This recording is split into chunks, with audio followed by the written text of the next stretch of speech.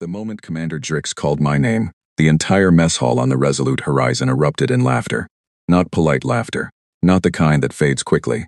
The deep rolling kind that bounces off the walls and takes its time dying. I was standing at the back of the crowded hall, holding a food tray, and every head in the room turned to look at me. 7 feet of Vareth warrior, at the front of the hall, pointed one long scaled finger in my direction, and smiled in a way that showed every one of her teeth. "The human," she said, loud enough to carry through the whole room. "The human volunteers." Another wave of laughter swept through the audience. Vareth soldiers with their broad armored shoulders shook their heads. The Orathi crew members in the corner clicked their thin fingers against their trays, which was their version of a laugh. Even Lieutenant Danny Cole, my closest friend on the ship, covered her mouth with her hand and looked at the floor. I set my tray down on the nearest table and walked to the front of the room. "My name is Marcus Vale, and I am a sergeant in the Human Colonial Defense Corps. I am 5 feet and 10 inches tall.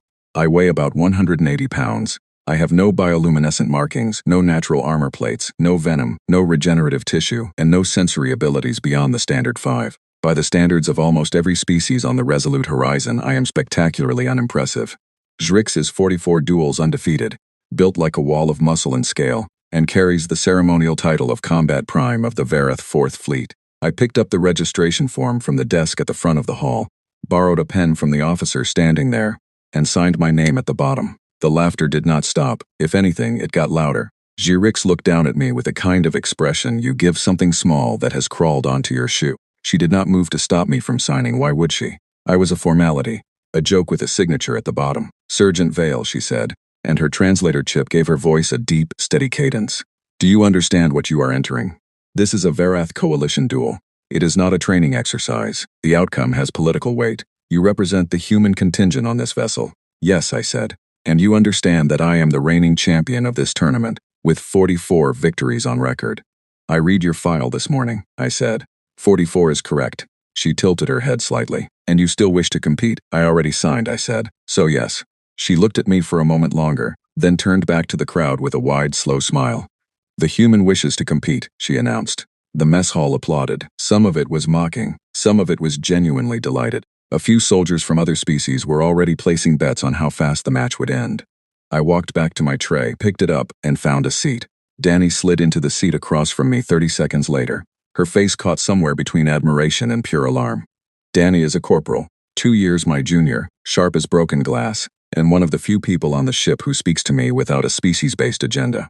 She put both elbows on the table and looked at me very seriously. "Marcus," she said, "I need you to explain to me, in words I can actually follow, what you just did." "I signed up for the duel," I said. "I watched you do that part," she said. "I mean the part where you chose to do it.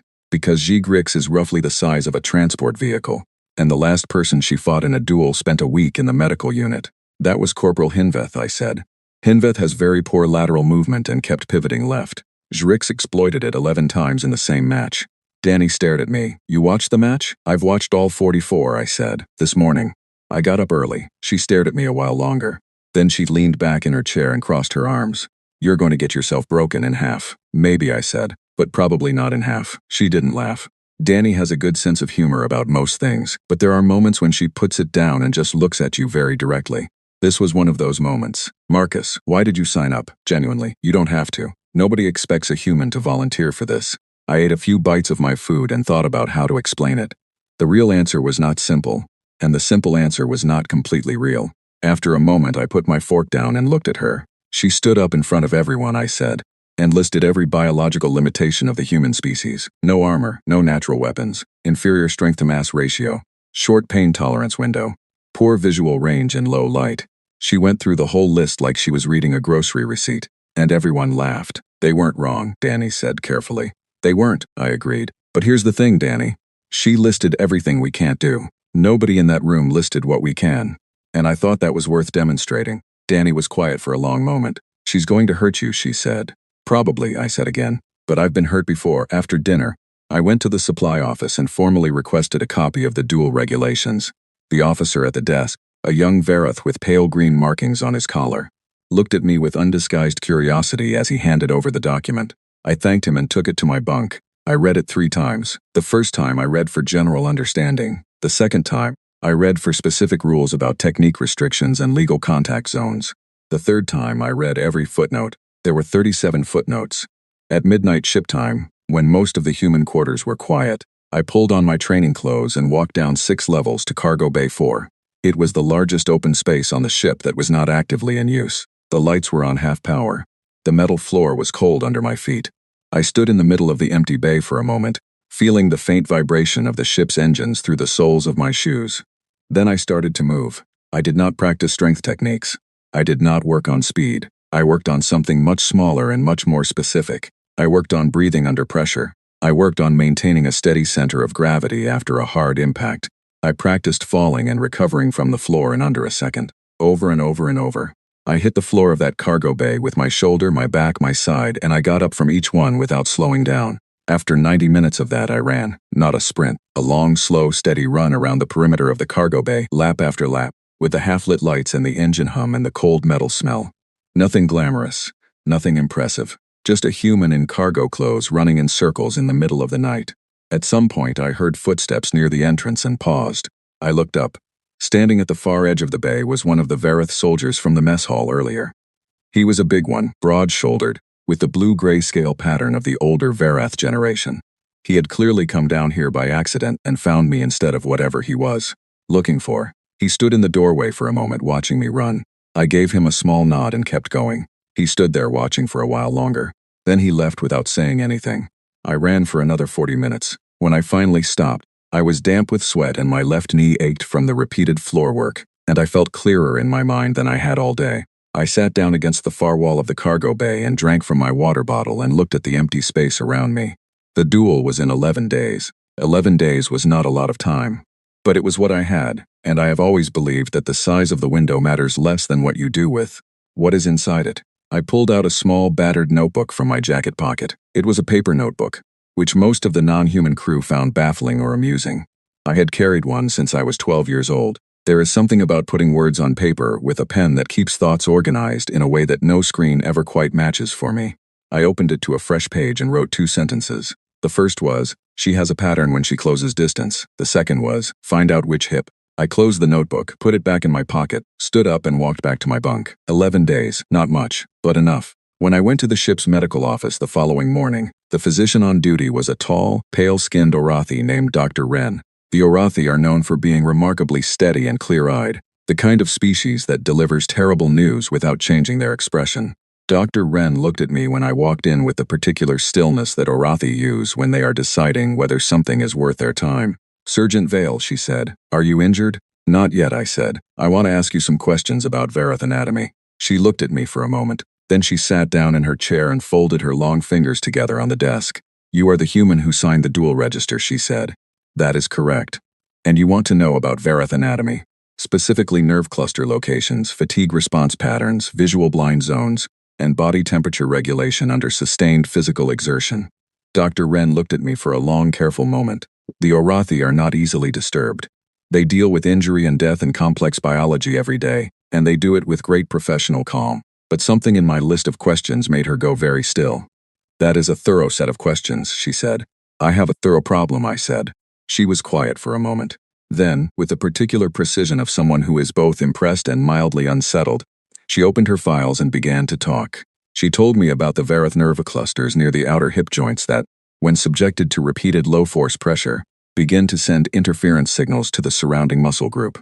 Not a debilitating injury. Nothing dramatic.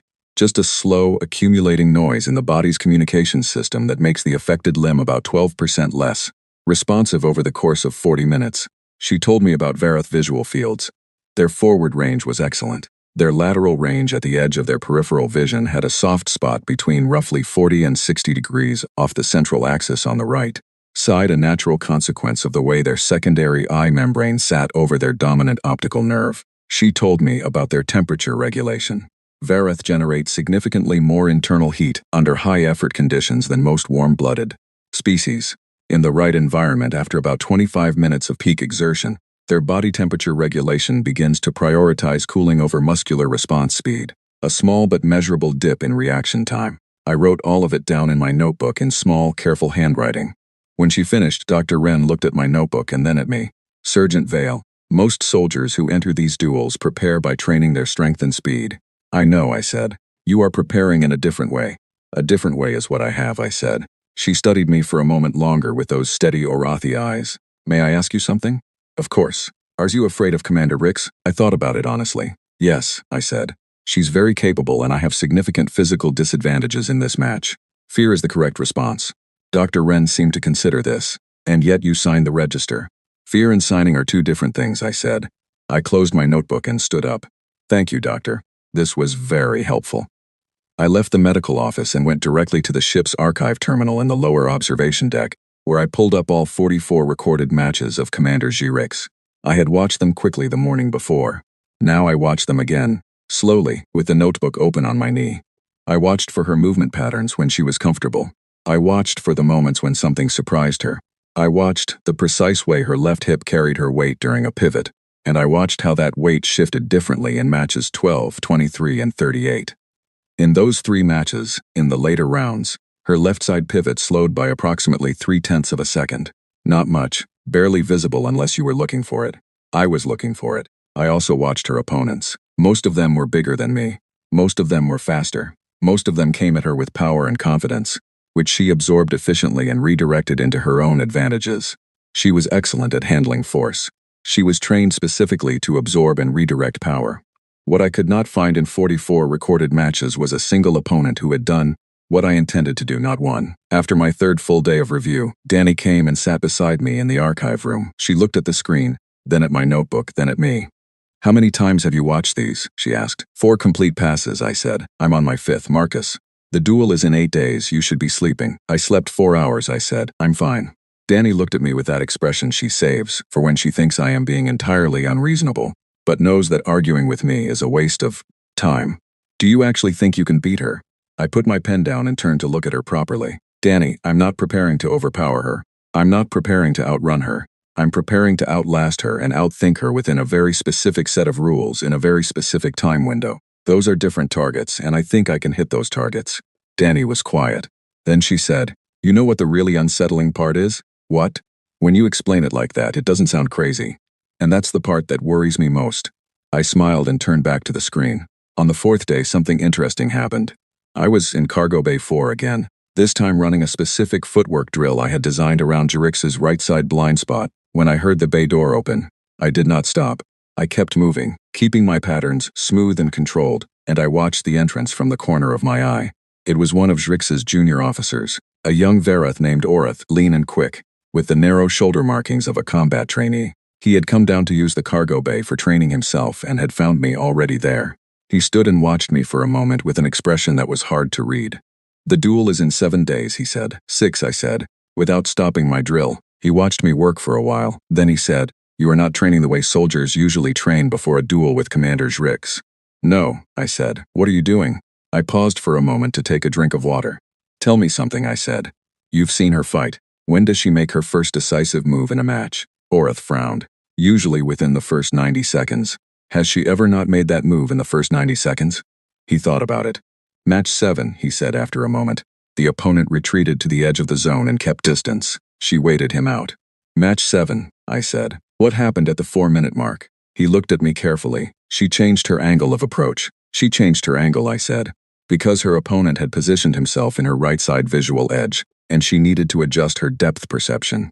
She gives up 2 degrees of peripheral accuracy when she makes that compensation, and she only does it when she's been patient for longer than 3 minutes. It's a minor habit. Most people would never notice it. Orath stared at me. How do you know that? I watched the match 5 times, I said, and then I watched match 19 and match 31, where the same thing happened in a slightly different context. 3 data points. There was a long silence in the cargo bay. The engine hum continued underneath everything. Orath looked at me with an expression that had shifted somewhere between curiosity and something else. Something I recognized from having seen it once before when I was a child on a camping trip, and my uncle had come face to face with a perfectly still creature in the undergrowth that he had assumed was a harmless rock. The expression was a small, involuntary recalibration. You are looking for her patterns, he said. I come from a very long line of creatures who survived by studying patterns, I said. Where I come from, we were prey for a very long time. We learned to watch. Orath did not say anything to that. He trained in the far corner of the bay for a while in silence, and when he left quickly. I wrote in my notebook that evening. He looked at me differently when he left than when he arrived. That is the correct direction. On the 5th day, something happened that I had not planned for. I was walking down the main corridor of level 3, heading toward the observation deck for another archive session, when I rounded a corner and found Jirix walking in the opposite direction with 2 of her officers. There was no time to take a side corridor. We came face to face with roughly 8 feet between us. She looked at me. I looked at her. Her 2 officers had the casual confidence of people who are near someone very powerful and have never once worried about it. Jirix herself moved through the ship the way certain people move through a room, when they know nothing in it can surprise them. I nodded at her. She looked at me with steady, flat attention, the way a large and practiced predator looks at something it has already categorized and filed away. I held her gaze without looking away, and then I did something that I had not planned, but that felt exactly right in the moment. I let my eyes drop briefly to her left hip, not aggressively, not obviously, just a single quiet glance that lasted less than a second. Then I looked back up at her face and kept walking. Behind me, I heard one of her officers say something in Vareth dialect that the translator chip at my collar rendered as an approximate phrase meaning "what was that?" I did not hear Jirix respond. I kept walking and wrote nothing in the notebook about that moment, because there was nothing to write. It had not been a strategy. It had just been honest. I had looked at the thing I had been thinking about, and then I had kept moving. But when I got to the archive room and sat down, I noticed that my hands were very steady. That, too, felt right. On the 6th and 7th days, I did something that I suspect confused the non-human crew more than anything else I had done. I trained in deliberately bad conditions. I turned the temperature in Cargo Bay 4 up to 38 degrees and ran my drills in the heat until my shirt was soaked through. Then I turned it down to 12 degrees and kept going. I trained in near darkness, moving through my footwork patterns by feel more than sight. I skipped 1 full night of sleep and trained the following day on pure fatigue, watching myself in the reflective cargo bay wall to check whether my technique was degrading and by how much. It degraded somewhat. I noted by how much. It degraded considerably less than I expected. Danny found me after the 2nd heat session and stood in the doorway of the cargo bay with her arms crossed, her expression somewhere between exhausted and determined to understand. "You're making yourself tired on purpose," she said. "I am training in conditions I expect to be in during the match," I said. "You expect to be overheated and sleep-deprived in the match?" "I expect to be damaged," I said simply. "I am training my body to continue functioning at a reduced level, because I'm fairly confident the match is going to reduce it." Danny was quiet for a moment. Then she said, "Do you know what the Vareth soldiers on level 5 have started calling you?" "No," I said. "I don't have a clean translation," she said, "but Orith gave me the rough version. It means something like the one that doesn't stop." I thought about that.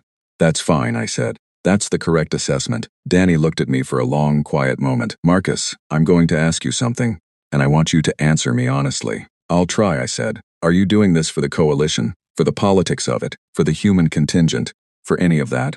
I wiped my face with my towel and thought about it. "Partly," I said, "but mostly I'm doing it because I think it's important that someone shows what a human looks like, when they don't just accept the conclusion that was written for them." Drix stood up in that hall and told everyone what we are. I want to show her what else we are. Danny held my gaze for a long time. Then she nodded once, very slowly. "All right," she said. "Then you'd better win." "I know," I said. On the 8th day, I went back to the archive terminal for what I told myself would be the final time. I watched matches 7, 12, 19, 23, 31, and 38 in sequence, and then I closed the terminal and did not open it again. I had all the information I was going to have.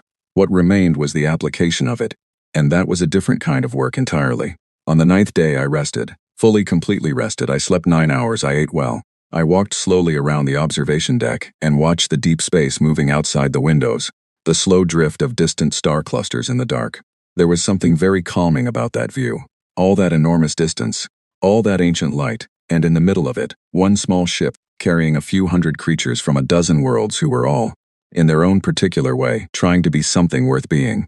On the 10th day, I oiled my boots, wrote 3 pages of final notes in my notebook, and went to bed early. On the morning of the 11th day, I got up at 5 o'clock, ate a quiet breakfast alone in the empty mess hall, and then went to find the Duel registration desk to confirm my appearance. The officer at the desk, the same young Vareth with pale green collar markings who had handed me the form 11 days ago, looked up when I arrived. He looked at me differently than he had the first time. Then he confirmed my registration with a nod. I walked to the observation deck for one last look at the stars. When I walked into the arena bay 3 hours later, the crowd that met me was enormous. Every observation ring was full. I could see species I had rarely seen in the common areas, crew members who had apparently come specifically for this event. The noise was loud and layered, a dozen kinds of voices all contributing to a general hum of anticipation. Jurix was already on the floor when I entered. She stood at the center of the arena in full ceremonial Vareth armor, and she looked exactly like what she was. A machine built for this specific purpose, undefeated, unbothered, and waiting. I walked to my mark on the opposite side of the arena in my standard human combat fatigues. No ceremony, no armor. Just me and my notebook, which I tucked carefully into my jacket pocket, because I intended to write in it between rounds. And the rules said nothing about notebooks. The noise from the crowd adjusted slightly when I walked in. Not quieter exactly, but different. A shift in texture, like the moment before something unexpected. The arena officer stepped to the center. I rolled my shoulders, breathed in once, long and slow, and looked across the space at Jurix. She was already looking at me, not with contempt this time, with attention. I don't know if she had changed since the moment in the corridor when I glanced at her hip. I don't know if something in the 11 days between that moment and this one had shifted the way she saw this match. But the expression on her face was different from the one she had worn in the mess hall when she pointed at me and made a hall full of people laugh. This one was focused. Good, I thought. I wanted her focused. I wanted her taking this seriously. The worst thing that could have happened was for her to walk into this arena still laughing. The arena officer raised both hands and spoke the formal words of commencement. The match began, and Jurix did not wait a single second. She covered the distance between us in 5 long strides, and the first thing she hit me with was not her fist. It was her shoulder. The impact went through my chest like a wave and sent me sideways across the arena floor. I tucked my chin and rolled, came up on one knee, felt the sharp complaint from my left side where I had landed wrong, and stood up. The crowd made a sound, not laughter, something louder and more electric. Jurix had already reset. She stood 8 feet away, watching me stand up with eyes that had changed again. In the mess hall, the contempt had been comfortable and easy. Now it was something tighter, something actively applied.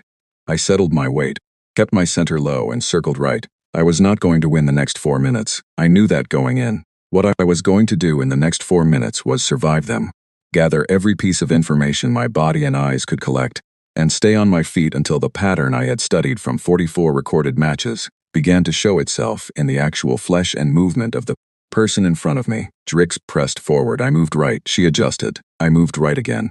She was faster than I had imagined from the recordings, and the recordings were not modest. Her reach was enormous, and every time she made contact it cost me something I had to spend carefully. She hit me 3 more times in the first 2 minutes. The second hit caught my left shoulder at an angle I had not managed to clear in time, and I felt something pop that sent a white line of feedback straight through my neck. The crowd noise went up another level. I stayed on my feet. I circled right. She looked at me with those focused, flat eyes, and I could see her adjusting her assessment in real time. She had expected me to be on the floor by now. The fact that I was not was a small piece of data that she was clearly and visibly adding to her picture of this match. Good. I took the information from my left shoulder and wrote it in my head next to everything else I was collecting, and I kept moving. By the time the first round ended, I had a damaged shoulder, a cut above my right eye, and a map inside my head of exactly how Jurix moved when she was comfortable, confident, and certain of the outcome. The round pause was 90 seconds. I stood at my mark, breathing through my nose, and I took out my notebook. I did not write a long entry. I wrote 4 words. Left hip, minute 4. Then I put the notebook away and looked across the arena at Jurix. For the first time since the moment in the corridor, she was not looking at her officers, not communicating with her support team, not performing anything for the crowd. She was looking at me, at the notebook. I put it back in my pocket. The arena officer raised his hands. The second round began, and I stopped circling right. I started circling left, pushing her to pivot right, again and again, forcing her to turn on the slower side, the side with the old hip complaint, the side that 3 data points across 44 matches had told me would begin to compound its response time after consistent stress. She noticed the pattern after about 2 minutes. I saw it in the small adjustment she made to her stance. She knew I was directing her. She tried to counter it. I stayed with her, patient and quiet, and kept directing. At minute 4, I targeted the outer hip nerve cluster for the first time. Low force, specific location, the angle Dr. Wren had described. Not aggressive, just precise, like pressing a key rather than hitting a wall. Jurix pulled back half a step and looked at me. Not from pain, she was not in pain, but something in her body had registered something unexpected, and her brain had noticed the registration. I did it again 30 seconds later, and 30 seconds after that. The crowd had changed. I could hear it even without looking up. The loud electric noise had gone quieter and stranger, the way a room goes quiet when something is happening. that people do not quite have language for yet. Jurix came at me with harder effort in the last 90 seconds of round 2, and she landed 3 hits that I absorbed badly. My ribs sent up a protest that was difficult to ignore. My left shoulder had gone from a sharp complaint to a dull roar. I was spending resources faster than I wanted to.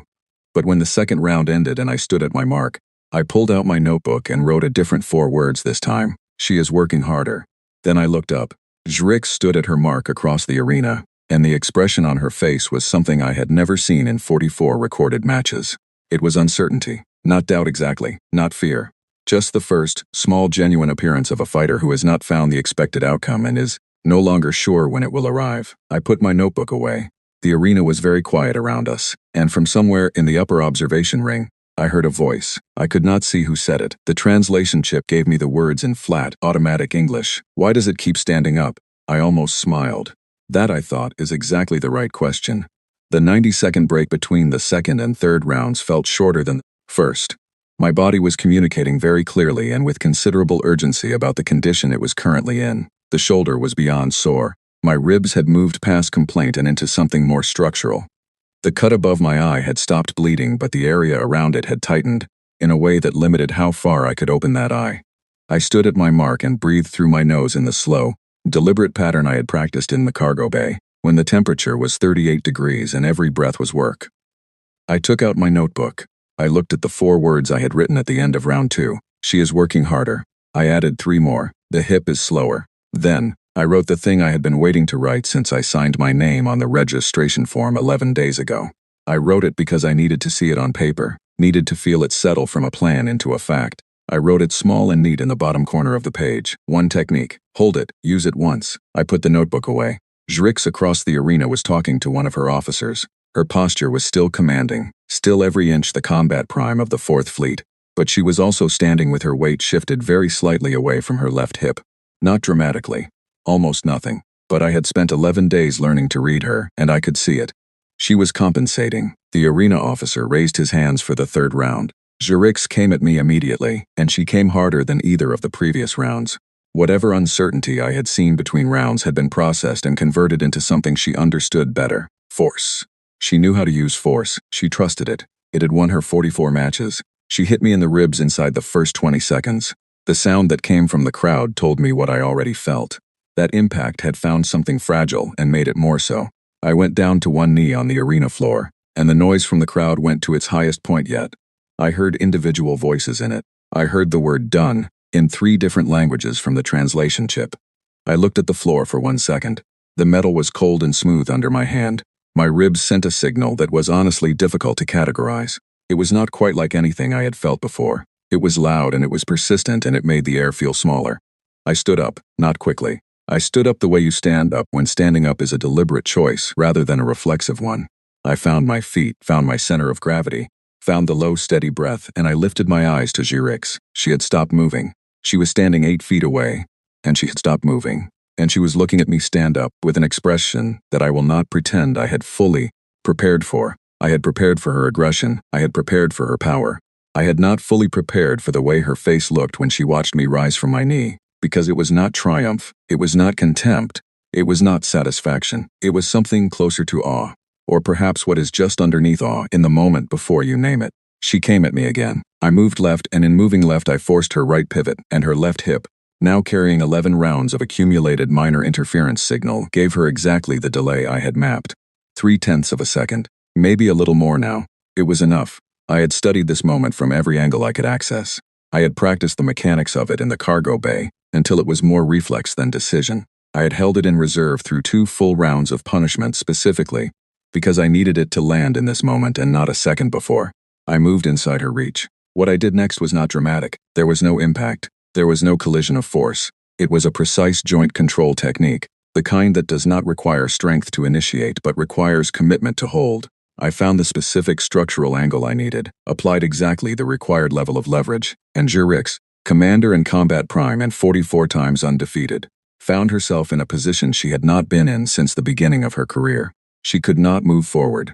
She could not move back without releasing the angle, and releasing the angle meant she would have to concede the zone, which under the duel's formal rules constituted a sustained incapacitation. She could break the hold. Absolutely. She had the strength to do it. But breaking it the way available to her at that moment would damage her own shoulder joint, and a Vareth Combat Prime, whatever else she might do, does not injure herself to escape a hold from a creature she publicly announced could not defeat her.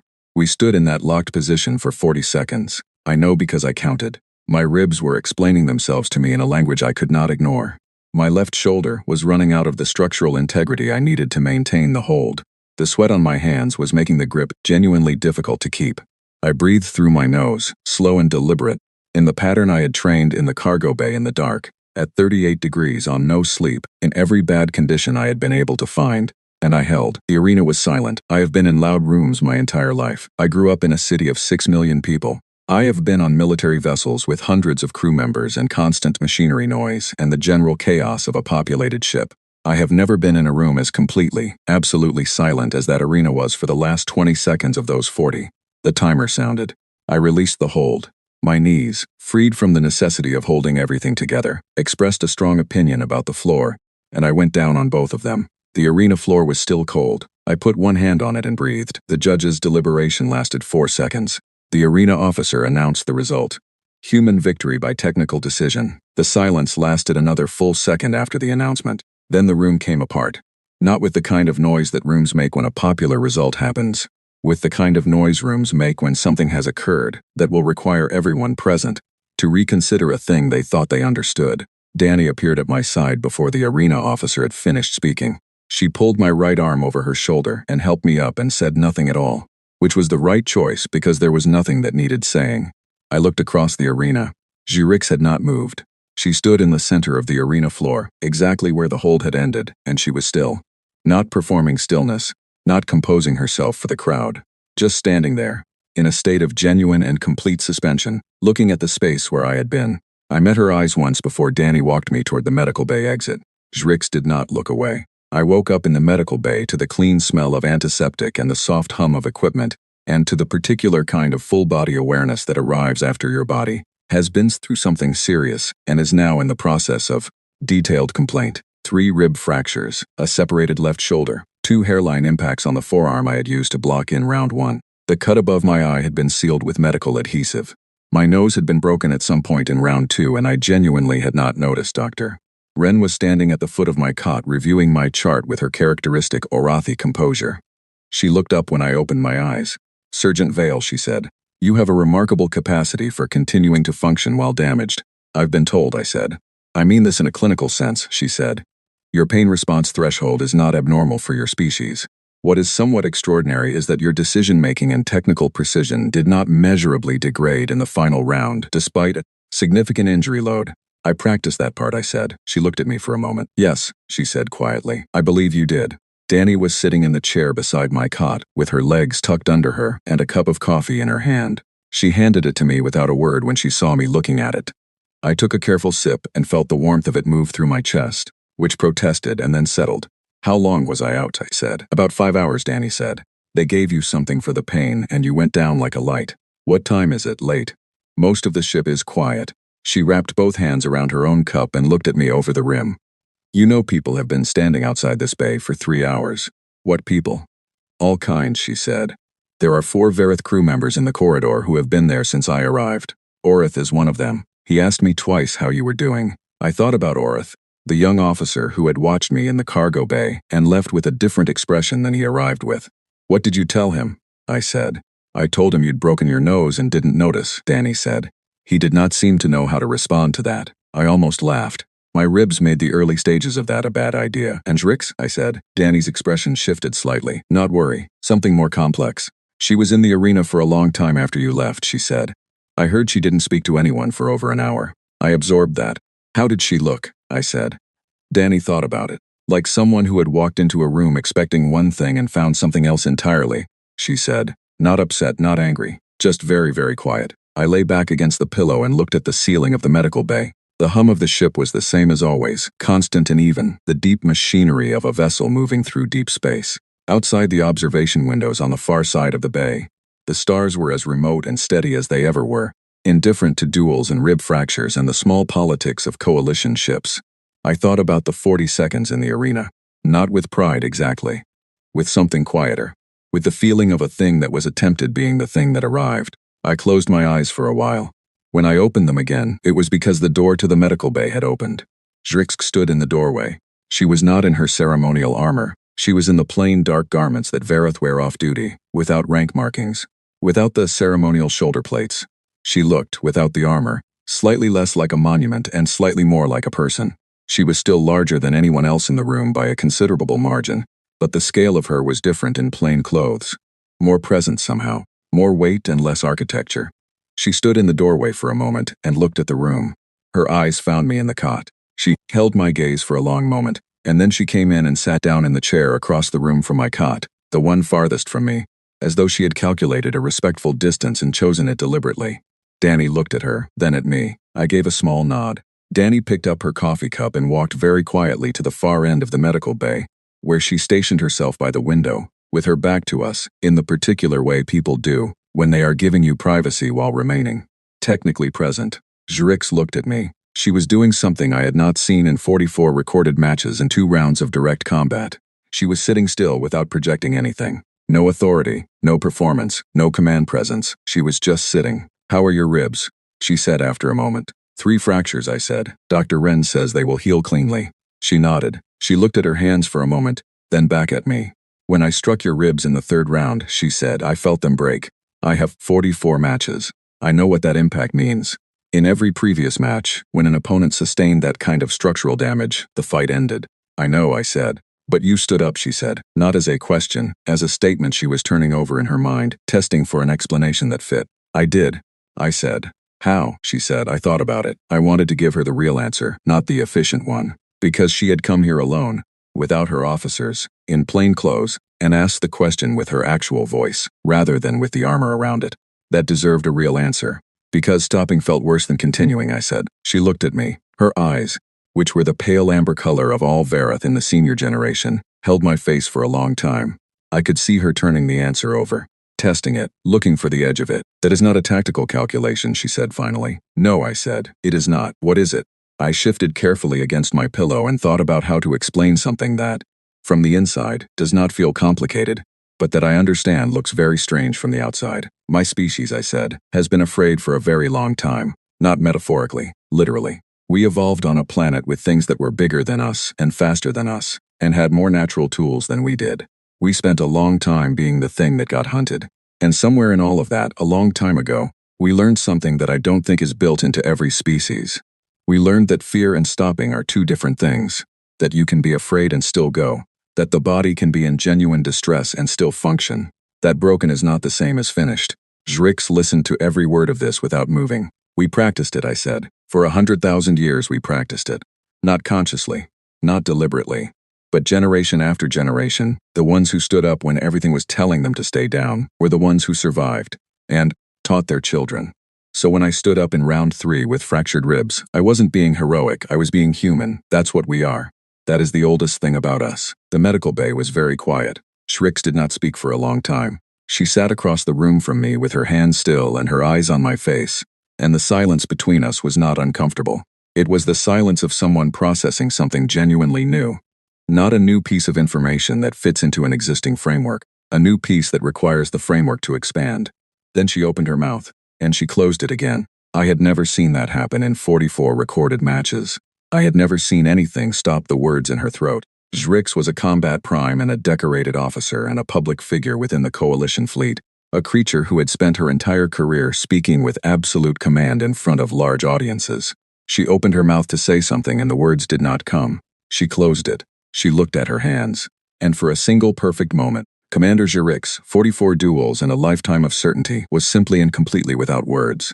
I did not fill the silence. It did not need filling. It was doing its own work. When she finally looked up again, her expression had changed in a way I could not name. It was not defeat. It was not admiration exactly. It was something deeper and less categorized than either of those things. It was the look that arrives when a thing you thought you fully understood has revealed a room you did not know was there. "I would like to know more," she said finally, "about your species." "There is a great deal to know," I said. "I understand that now," she said, and there was nothing in her voice that was performing understanding. It was simply, flatly true. "I would like to begin." I looked at her for a moment, then I said, "Buy me a coffee. Though fair warning, we have got a lot of history." We have been getting up from the floor for a very long time. She looked at me steadily. I understand that as well, she said. Now. She stood to leave, and at the door she paused. She turned back and looked at me with that calm, deep attention she had given me in the arena between rounds. Only now there was nothing flat in it. Something had opened up behind the steadiness. You were afraid of me, she said. In round 1 I could see it. Yes, I said. And it did not matter. No, I said, it did not. She held my gaze for one final moment. Then she walked out. Danny drifted back from the window, settled into her chair, and looked at the empty doorway for a moment. Then she looked at me. Did she just get left speechless by a human explaining why humans stand up? She said, I think so, I said. Danny was quiet for a moment. Then she shook her head slowly. I'm going to be telling this story for the rest of my life, Marcus. You'll need to fact-check the ribs part, I said. 3 fractures, not 4. She laughed at that. Actually laughed, the real kind. I leaned back against the pillow and looked at the ceiling and listened to the ship moving, through the dark, steady and quiet, and carrying us all forward into whatever was next. 3 days later, Zrix came to the mess hall and bought me a coffee. She brought a notebook. It was a paper one. I did not say anything about that. I just smiled. And we sat down, and I started at the beginning.